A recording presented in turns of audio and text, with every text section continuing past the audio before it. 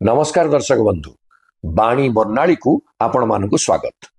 वास्तव में बड़ किए सामाजिक जीवन रे पारिवारिक जीवन रे आमे साधारणतः जो माने आम ठारू बयस रे बड़ आमे तांकु बड़ बोली सम्मान करे, किंतु शास्त्रीय परिभाषा रे बड़ कौन बड़ किए आसंतु शुणिबा शास्त्रकार कौन कहउछन्ते।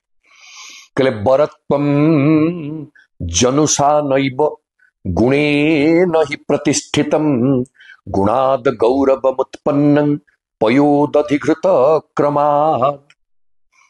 शास्त्रकार कहउछन्ति बरत्व जोटक आमे बड़ बोली कहूचे, बड़पणियाटा केवल जन्म द्वारा प्रतिष्ठित हुए नहीं। जन्म आग होईची बयस रे से मो ठारू अधिक बोली से लौकिक दृष्टि रे बड़ एथिरे किछि संदेह नाही, किंतु गुणात्मक दृष्टि रे से मो ठारू बड़ सेतिकी बेले हेबे जेतेबेले गुण द्वारा अधिक गुण तांको पाखरे थिबो जोटा मो पाखरे नाही।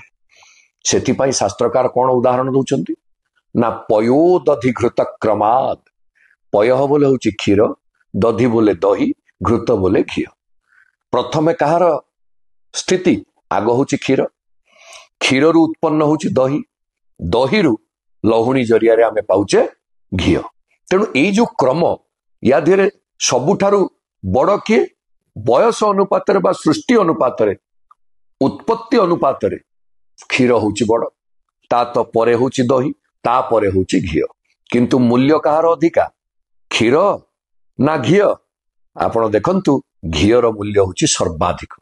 तेणु क्षीर प्रथमे उत्पन्न हेले भी ता पाखरे जेतिकी गुण अछि घी पाखरे अधिक गुण थिबारु घीटा होची सबुठारु मूल्यवान। तेणु जीवन रे केवल बयस अनुपात आमे बड़ बोली निजको प्रमाणित करि परिबा नहीं। शास्त्रीय भाषा रे आमको गुणर अधिकारी हवाक पड़िबो। सद्गुण सुगुणर अधिकारी हेले जणे निजर ज्येष्ठ आ श्रेष्ठपण को प्रतिष्ठापित करि परिबो। आसंतु एई क्षीर दही आ घी को लक्ष्य करी आमे निजर गुणवत्तार अभिवृद्धि करिबा एवं प्रामाणिकता स्तर रे प्रामाणिक भाव में आमे निजर ज्येष्ठत्व श्रेष्ठत्व बरत्व को बड़पणिया को स्थापित करिबा। जय जगन्नाथ।